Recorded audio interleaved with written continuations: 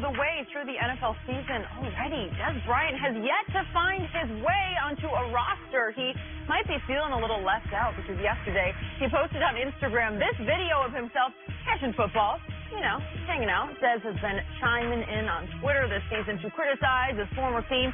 He took to Twitter again yesterday when asked about his future plans. Someone asked Des, who you signing with? Des said, I'd rather it be the Dallas Cowboys. If not, I'll be ready to play somewhere else. Shannon, can you see Des returning to Dallas? No. Skip, I don't know if you noticed when he's doing that overhand, that squatting with the kettlebell, his left knee was caving in. He needs to work on that. He needs to get a little bit more stability. Oh, well, do you think it's an issue? No, it's not an issue. Okay. No. Form. No. Okay. Skip, what I'm trying to understand, what's going to be the difference this year with Dez on the Cowboys than what we saw last year from Dez on the Cowboys? If they're trying to help Dak develop more as a passer, why would you bring Dez back? Skip, out of receivers, quarterbacks that qualified in the last 2 years, Dez and Dak was 37th out of 39 combos. That's where they are. I know. I got qualified receiver quarterback. Yep. Now they didn't have great rapport to begin with. Now here's a guy, no OTAs, no training camp, no mini camp, missed the first 4 weeks of the season. He comes back and they're gonna what? Pick up where they left off? And you know where they left off. With no connection. See, Skip, when Dez when I listened to him talk and his tweets and IGs, he says, I'm going to sign when I'm right. Dez is not physically injured. Dez's mind, his psyche, is physically injured. Because everything that Dez is as a professional athlete is tied to the Dallas Cowboys. And the Dallas Cowboys released him. He has not gotten over that, Skip. He has not. And this is why, he's watching Cowboys games and he's critiquing this guy. I knew this guy's going to be good. I told you that guy can play. He can't get it past him, and what he think he's doing is that showing his love and infatuation for the Cowboys is harming his ability to sign with other teams. Because at the end of the day, the teams want to know, where's your mind? Because remember, Skip, and this is totally different, what did they say about Cap? Where is his mind? We want to know, is football at the forefront? Well, if teams, all you doing is tweeting and talking about the Cowboys, there are 31 other teams not named the Cowboys. So Dez's heart, Dez's mind is only in Dallas. And I think what happened is that Cleveland guilted Dez into coming to visit because they say, Dez, we tried to reach out and Dez not calling us back. And Dez like, well, John Dorsey, I'm on my way, blah, blah, blah.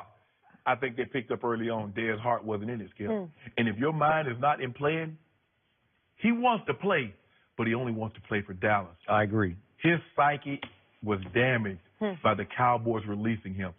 People don't know what that does to you. Take it from a guy that's been released. I was released after leading the tight ends in catches and going to the Pro Bowl. It does something to your psyche, Skip, because you start to question yourself. Well, if I did all this and they released me, Dez has fooled himself to still think he's a number one receiver. And those closest to Dez have lied to Dez for a very long time. They have. And this is what I tell guys all the time. Surround yourself with people that tell you what you need to know, not what you want to hear. And that's what Dez has done. People tell him what he wants to hear. This would make no sense to me because and it's very telling that the Cowboys released Dez, and they didn't even ask him to take a pay cut. They didn't ask him to restructure his contract. They said, no, we good. But now somehow, after not being he hadn't played football in, 9 months? Almost a year, Skip, since January. So we're 9 months in. He's not nowhere near football shape. Dallas would be the logical choice, Skip, because he knows the offense. It's going to be virtually impossible for him to go anywhere else. You're going to learn the offense now? Skip, this is bad. By the way, quick point to your point. Our man Bryce Butler, who has now rejoined the Dallas Cowboys, I've texted with a couple times, and he said he's having a hard time figuring out the new. They're new now because they have a new receivers coach with new routes, Sanjay Lal. So he said it's all new to me. So you don't think it would be even newer to Des Bryant? Maybe what they did, Skip, they changed the steps. And maybe instead of going, some people run yards, some people go step. So maybe they changed some of that. I'm sure they did. So I unfortunately agree with everything you just said to a fault, because I'm here to tell you, I'm getting desperate as a lifelong Cowboy fan. And I applauded Jerry Jones in the offseason. You know I did. For finally having the guts to stand up and cut the cord with a young man, still fairly young man, he's 29, that he considered to be like a son to him, Des Bryant. And I said, it's addition by subtraction. That was really the only significant move Jerry Jones made in the whole offseason, was to cut Des Bryant. Correct. And I thought, okay, clear the deck, start over, let Dak spread the ball, spread the wealth. Instead, I got to go to 88. My read tells me 88 because he's being single covered. And last year to me was just an unwatchable disaster. He led the league in drops. And yet I thought that a collection of number 2 receivers, that somebody would emerge as the number 1. It has not happened. They now look like a collection of number 3 receivers to me. But that's where they are. Okay, so I sit back and I say, okay, my team can do 2 things that very few, if any, teams can do. My team can lead the league in rushing. Absolutely. And my team can play, I believe, top 5 defense. Correct. And rush the passer. Pretty good. But if your quarterback is playing with one hand tied behind his back because he has a collection of number 3s, you have to throw it to somebody sometime. Yeah. Or slowly but surely your number 1 rushing attack will erode with 9 men in the box. Because finally they'll just say, no, you can't do that anymore. Nope. We dare you to throw it to somebody, Dak, and somebody is nobody. Because I'm thinking, well, who is it?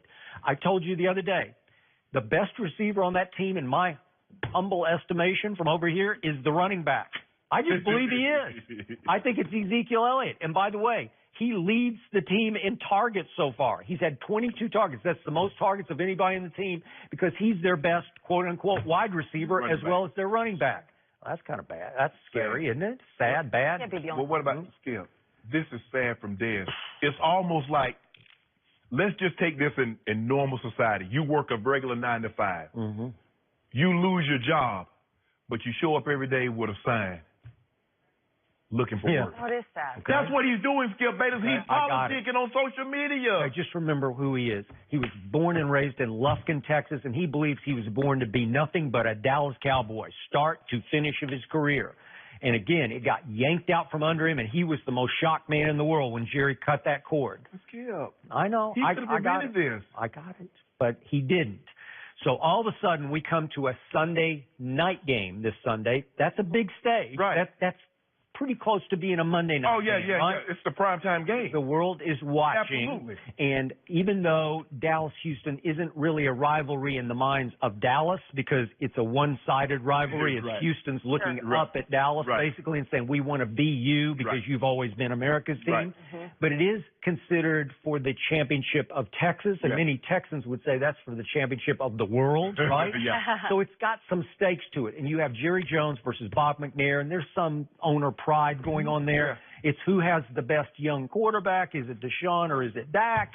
And Dak is playing with one arm tied behind his back, because I don't see how, and Shannon, it kills me to have to sit back and watch Pat Mahomes throwing to Sammy Watkins and Tyreek Hill, and Travis Kelce. And Travis Kelce, and then I have to watch Matt Stafford throwing to Golden Tate and Kenny Golladay and Marvin Jones. What about Jared Goff? Yeah, how about Jared Goff throwing to? Wait a second, he's got Robert Woods and Cooper Kupp and Brandon Cooks. He's got all that going on, really. And I got Measly Beasley? Yeah. I got Measly Beasley. He's my leading receiver. And what did the Eagles do, Skip? Yeah. They went out and got weapons for Carson. They did. That's what he's back. The weapon is back. Yeah.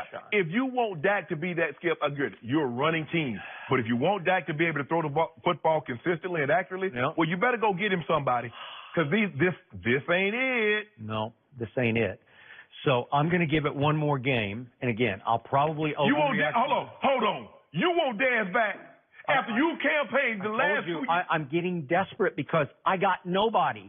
I had this vision of spread the wealth to, well, all of a sudden I thought Hurd and Deontay and maybe Terrence Williams reemerges as a real force on that team, because there have been games like Kansas City last year. Go look at his numbers from that game. He was inactive the other day. So he's not even on the roster right now. And that wasn't because he was hurt or ill. Yeah. He just lost his roster spot. Scratch. Okay? It was a healthy scratch. So I keep waiting for somebody to step up. Tavon, He caught one ball for 64 yards. The rest of he's caught 4 other balls for a grand total of 17 yards, and he dropped a touchdown the other day. But what did I say? You? You said it. He's not a wideout. No. But they're trying to make him one, and he has run past people. Yes. Yeah, you hit that every once in a while, but he's a gadget guy. Yeah. He's a gadget guy. And in order, Tyreek Hill was able to take his game to the next level because he spent off seasons working on running routes. He says, I need to be more than a one-trick pony. Okay. Because at some point in time, people will just start to bail, and I won't be able to get deep. Okay. So I need to be able to run a comeback. I need to be able to run an out or a slant route or over route. Yeah. So he says, okay, I'm going to get proficient at this. I don't know if Tavon has done that. Okay. Because you have to expand, Skip. Whatever you're good at, teams will go back, coaches will go back, and they'll break you down and say, you know what, this is all he wants to do. Yep. So we're going to force you to play to your weakness as opposed to playing into your lane, your strength. Okay, so Allen Hurns had one big catch late in the game the other day on third down, but for the year, a one-hit wonder from Jacksonville because he had the one breakthrough year. Yeah. He has 14 targets so far and has caught 7 of them. That is not good enough. Nah. And Michael Gallup, the kid they drafted in the 3rd round from Colorado State, 12 targets, 5 catches. It's not good enough. So I don't have anything, and I'm starting to think, well, maybe even a bad Dez Bryant would be better than this. Seriously, that's how desperate I am. Good receivers get 12, 14 targets in a game. You talking about they got through 4 games, got 14 targets. Through 4 games. What do you think about that? I don't know. There have been games that this year Julio had 17 targets. Antonio Brown had 13, 14 targets. Mike Evans. Juju had 19, didn't he? In that game? Wow. Okay. I don't know. I can't defend it, and I can't fix it. I get what Dak was trying to say. You don't need a number one. We just going to spread it around. Yeah. But you got to have somebody to spread it around, too. They're just spreading manure right now. I can't believe I never thought I'd hear today. Skip Bayless won't Dez back. Oh, he's a little desperate. What can I do? And again, he lives right under your nose. Obviously he's camped right there in Dallas, and he would crawl to Frisco to be a Dallas Cowboy, right? He lived there last year. I know. I got it. He's a year older. Well, maybe this would be the Dez redemption story, right? That'd be good. Maybe he would be humbled to the point he would come back and practice harder and hit the weights harder. I don't know. I'm desperate, man. I'm trying. I'm reaching. So in other words, he's going to show up on time. He's going to be professional this time around. Behavior. Oh, okay. New Dez. Okay. I hope he's listening, watching today. He's going to appreciate that from you, Skip. No, he probably watching it. Say he's going to come on. Then he'll get scared and chicken out and say, no, I can't do it. I think when he's right. When he's right, Skip. He's chickened out on us 2 or 3 times. Yeah. Well, when he's right. When he's right, he's going to sign with a team. When he's right, he's going to come on the show. Well, he'd only be right if Jerry called him, right? That is a good point. Okay, we are going to go from the Cowboys to another one of Skip's favorites. Tom Brady. His age is always talked about.